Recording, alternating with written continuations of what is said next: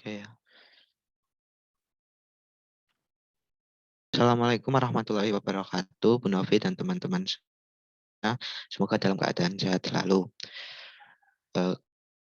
Dari kelompok 7 akan menyampaikan menerapkan model GICAM dan model Rogen model Spitzer yang beranggotakan Julian.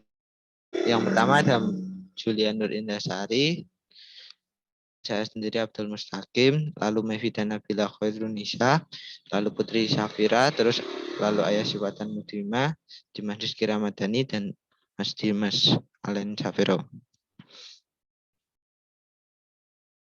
Nah, lalu materi yang pertama ini ada model GICAM yang akan dijelaskan oleh Mas Fatan. Dan Mas Fatan, waktu dan tempat saya persilakan. Baik, yang pertama kita akan membahas tentang apa itu model GICAM sendiri.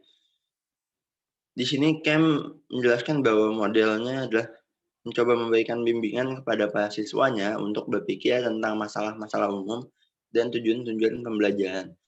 Model ini juga mengarahkan pengembang desain instruksional untuk melihat karakteristik para siswa serta menentukan tujuan-tujuan belajar yang tepat.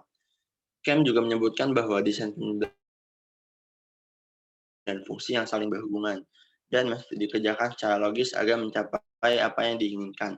Maksud dari saling berhubungan di sini adalah modelnya berorientasi pada rancangan pembelajaran yang menyeluruh, sehingga pendidik nantinya akan bekerja sebagai perancang pembelajaran. Selain itu, CAM juga menyebutkan bahwa sebuah pendekatan yang mengutamakan sebuah alur yang dijadikan pedoman dalam penyusunan perencanaan program dalam modelnya itu sendiri, di mana alur tersebut merupakan rangkaian yang sistematis yang saling menghubungkan tujuan hingga pada sampai tahap evaluasi. Komponen-komponen CAM sendiri dapat berdiri sendiri, walaupun nantinya sehingga sewaktu-waktu setiap komponen tersebut dapat dilakukan revisi. Boleh di next. Pada perancangan model CAM ini terdapat unsur-unsur yang memang mempengaruhi dan juga sebagai faktor-faktor utamanya. Di sini terdapat 4 unsur yang disebutkan oleh CAM pada 1985. Yang pertama adalah sasaran. Maksud sasaran di sini adalah siapakah yang nanti peserta yang akan dituju, siapa yang akan belajar. Kemudian yang kedua setelah sasaran ataupun siapa yang akan dijadikan peserta belajar adalah tujuannya. Tujuan di sini yang dimaksud adalah untuk apa dilakukan pembelajaran, untuk apa mereka belajar. Kemudian selanjutnya selain tujuan ada juga metode. Metode ini berkaitan dengan bagaimana agar peserta belajar dapat mencapai tujuan belajar, yaitu kaitannya erat dengan cara yang akan digunakan ataupun langkah-langkah dalam pembelajarannya, sehingga memang dapat mencapai tujuan pembelajaran yang telah ditentukan sebelumnya dan juga diterima oleh sasaran belajar itu sendiri. Dan yang terakhir adalah evaluasi. Evaluasi berkaitan dengan bagaimana cara mengukur atau membuktikan kata capaian tujuan pembelajaran. Yang artinya setelah semua proses yang dilalui, mulai dari menentukan sasaran, kemudian menentukan tujuan, dan juga menentukan langkah-langkah, evaluasi ini berguna apakah semua hal yang telah dilakukan tadi memang sudah sesuai pada yang seharusnya dan sudah dapat memenuhi tujuan yang telah ditetapkan. 4 unsur ini saling berkaitan satu sama lain dan merupakan siklus yang berkelanjutan yang mana melalui proses revisi yang menyesuaikan dengan kebutuhan. Di mana 4 unsur ini juga adalah acuan utama dalam model pembelajaran JICAM. Saya kembalikan kepada moderator. Baik, Mas Fatan, terima kasih atas penjelasannya. Kalau tadi kita sudah mengenal tentang model CAM sendiri dan unsur-unsurnya, sekarang kita beralih ke langkah-langkah model CAM yang akan dijelaskan oleh Mas Dimas Alam. Waktu dan tempat saya persilahkan.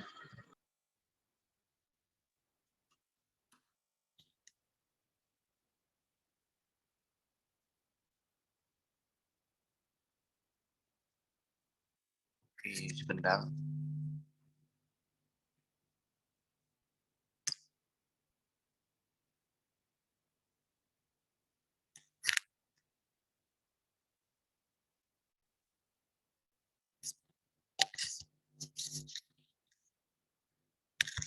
Selanjutnya saya akan menjelaskan tentang langkah-langkah dalam model JKM. Langkah pertama yaitu menentukan tujuan pembelajaran umum. Di sini menentukan tujuan pembelajaran umum ini atau standar kompetensi dan kompetensi dasarnya itu tujuan yang ingin dicapai dalam setiap kegiatan pembelajaran. Yang kedua, membuat analisis tentang karakteristik siswa.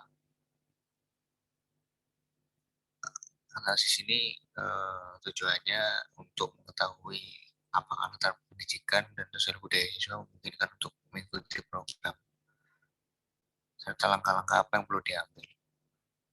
Nah, karakteristik ini yang dimaksud meliputi ciri kemampuan dan pengalaman, baik individu maupun kelompok. Contohnya yang ketiga, menentukan tujuan pembelajaran atau indikator.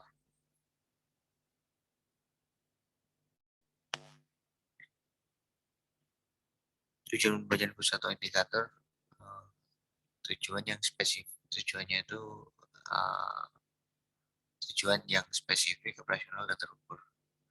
Jadi siswa akan tahu apa yang harus dipelajari, terus bagaimana mengerjakannya, dan apa ukurannya bahwa siswa telah berhasil. Selanjutnya,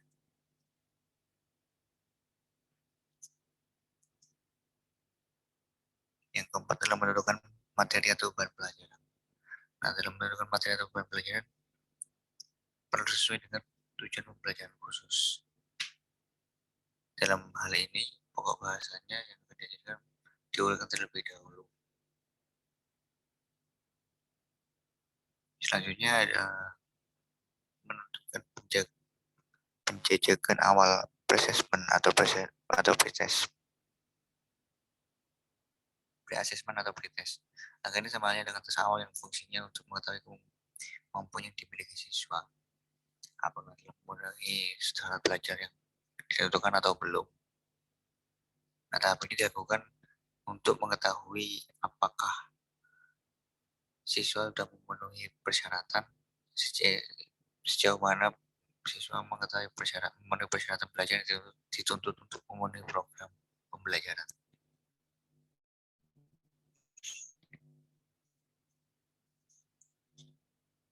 Menentukan strategi belajar mengajar dan sumber belajar yang sesuai. Nah, di sini strategi pembelajaran yang digunakan menggambarkan urutan dan metode pembelajaran untuk mencapai tujuan telah disepakati. Kriteria strategi pembelajaran yang sesuai dengan tujuan pembelajaran khusus tersebut ada 4 poin, yaitu efisiensi, keefektifan, ekonomis, dan ketaktisan. Next.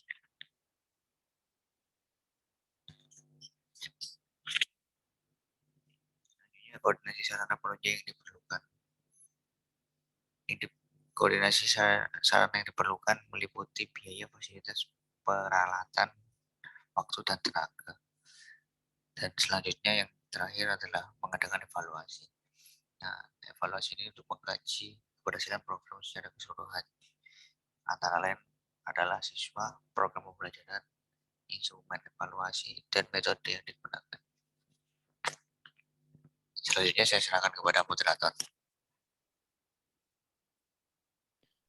Baik, Mas Dimas.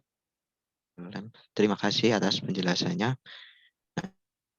Nah, kita akan beralih ke topik kelebihan dan kekurangan model JIM yang akan dijelaskan oleh Mbak Mevitya Nabila.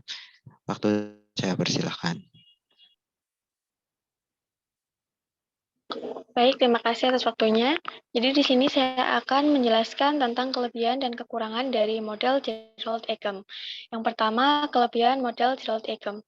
Nah, dalam model pembelajaran Eckham ini, di setiap melakukan langkah atau prosedur itu terdapat revisi terlebih dahulu untuk menuju ke tahap berikutnya. Nah, revisi ini bertujuan untuk mengetahui kekurangan atau kesalahan di tahap tersebut sehingga dapat diperbaiki terlebih dahulu sebelum melangkah ke tahap berikutnya.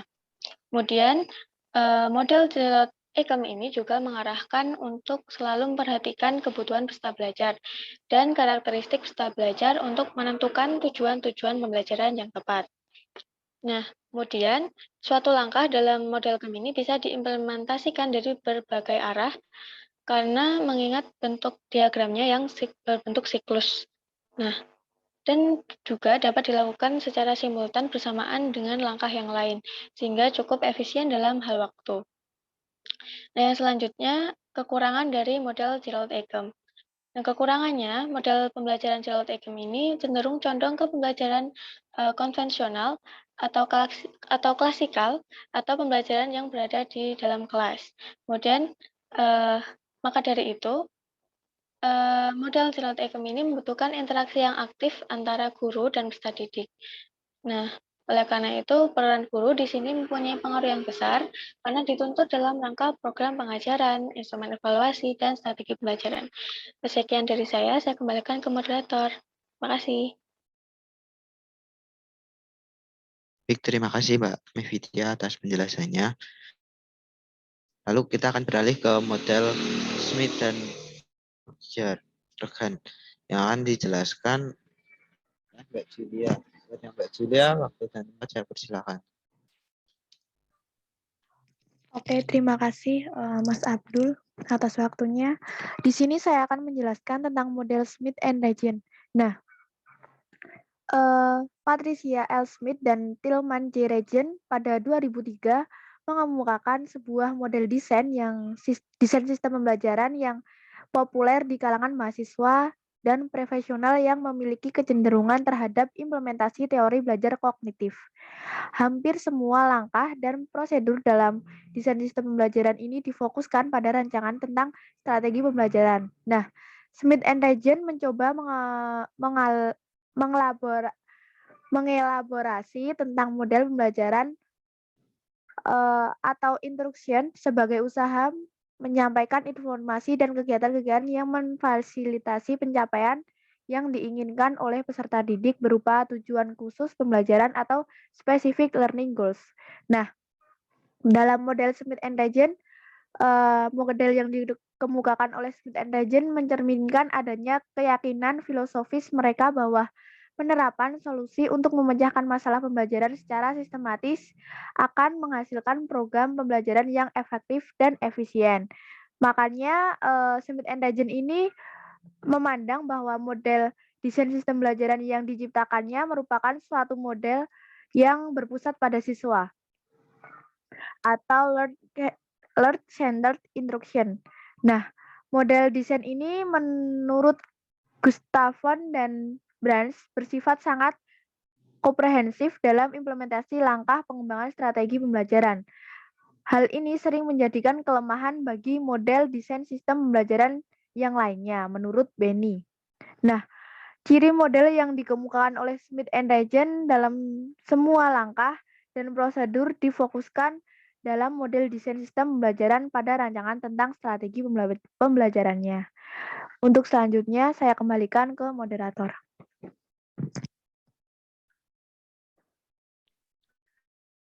Terima kasih Mbak Julia atas penjelasannya. Untuk topik selanjutnya adalah model Smith dan Roger yang akan dijelaskan oleh Mbak Putri. Dan Mbak Putri, waktu dan tempat saya persilahkan. Terima kasih atas waktu yang diberikan. Selanjutnya adalah langkah-langkah dalam menerapkan model Smith dan Regin. Menurut pribadi, tahun 2010, sebagian besar langkah yang ada di dalam model desain pembelajaran Smith dan Regin ini berfokus pada rancangan tentang strategi pembelajaran. Menurut tahun 2016, terdapat 3 aktivitas yang terkait satu sama lain dalam model ini, yaitu analisis, pengembangan strategi, dan evaluasi. Nah, untuk gambar dari model Smith dan Regin ini dapat teman-teman lihat di makalah kami di halaman 9. Oke, masuk ke langkah yang pertama, yaitu menganalisis lingkungan belajar. Meliputi prosedur menetapkan kebutuhan akan adanya proses pembelajaran dan lingkungan tempat program pembelajaran akan diimplementasikan. Yang kedua adalah analisis karakteristik siswa, meliputi aktivitas atau prosedur untuk mengidentifikasi dan menentukan karakteristik siswa yang akan menempuh program pembelajaran yang didesain. Langkah yang ketiga yaitu analisis tugas pembelajaran atau yang disebut juga dengan task analysis, merupakan langkah yang dilakukan untuk membuat deskripsi tugas-tugas dan prosedur yang perlu dilakukan oleh individu untuk dapat mencapai tingkat kompetensi dalam melakukan suatu jenis pekerjaan. Di next slide. Langkah yang keempat adalah menulis butir tes. Nah, menulis butir tes ini dilakukan untuk menilai apakah program pembelajaran yang dirancang dapat membantu siswa dalam mencapai kompetensi atau tujuan pembelajaran yang telah ditetapkan. Selanjutnya, langkah yang kelima adalah menentukan strategi pembelajaran. Dilakukan untuk mengelola program pembelajaran yang didesain agar dapat membantu siswa dalam melakukan proses pembelajaran yang bermakna. Langkah yang keenam yaitu memproduksi program pembelajaran. Memproduksi program pembelajaran ini mempunyai makna adanya proses atau aktivitas dalam menerjemahkan desain sistem pembelajaran yang telah dibuat ke dalam bahan ajar atau dalam program pembelajaran. Boleh di next slide.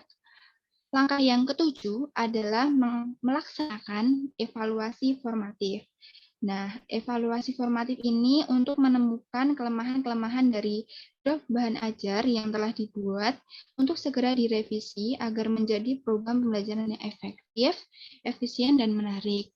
Dan yang terakhir yaitu merevisi program pembelajaran. Nah, langkah merevisi program pembelajaran ini dilakukan terhadap kelemahan-kelemahan yang masih terlihat pada rancangan atau draft program pembelajaran. Nah, dengan melakukan revisi ini, maka program dapat diharapkan dapat menjadi program pembelajaran yang berkualitas, yaitu pembelajaran yang efektif, efisien, dan juga menarik.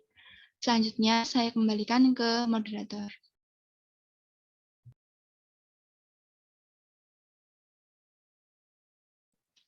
Baik, terima kasih atas penjelasannya, Mbak Putri. Selanjutnya akan beralih ke topik kelebihan dan kekurangan dari model Smith dan Roger dijelaskan oleh Mas Dimas Rizky. Kepada Mas Dimas Rizky, tempat saya persilahkan. Mas Abdul, terima kasih atas waktu. Ini saya akan menjelaskan mengenai kelebihan dan kekurangan dari model Smith. Yang kelebihannya sendiri, model desain adanya keyakinan filosofis mereka bahwa harapan solusi untuk menyelesaikan masalah pembelajaran secara sistematis akan menghasilkan program pembelajaran yang efektif dan efisien. Smith dan Ragan juga berpandangan bahwa model desain sistem pembelajaran yang diciptakannya merupakan model pembelajaran yang bersifat pada siswa. Model pembelajaran ini lebih melibatkan aktif siswa dalam proses pembelajaran. Kemudian untuk kekurangannya, model desain ini menurut Gustafsson dan Branch bersifat sangat komprehensif dalam implementasinya. Langkah pengembangan strategi pembelajaran. Hingga hal ini sering menjadi kelemahan bagi model-model desain sistem pembelajaran yang lain. Maksud dari komprehensif sendiri memiliki arti menyeluruh dan luas. Sehingga komponen-komponen pendukung dalam model pembelajaran ini cukup. Dan dari saya, terima kasih.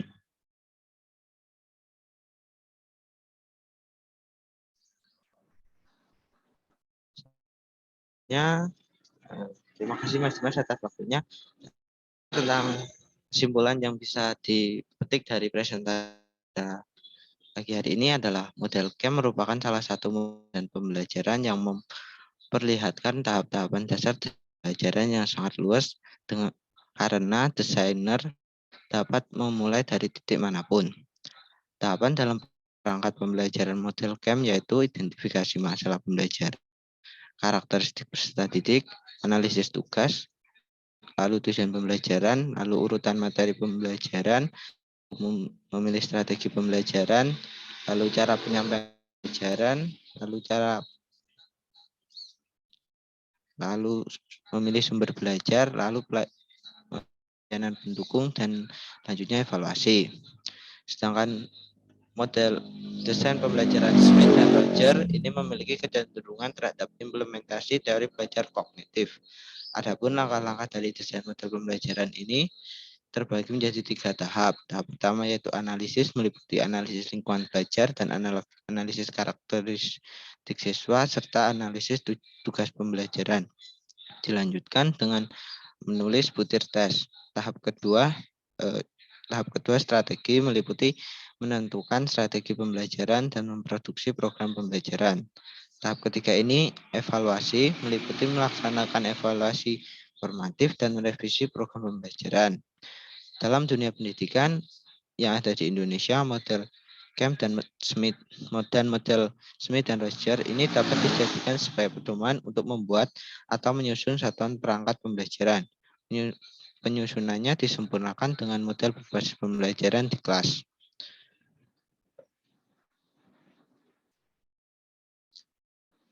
Itu tadi penjelasan dari kelompok kami. Apabila teman-teman punya pertanyaan ataupun sanggahan, dapat menuliskannya pada grup WhatsApp.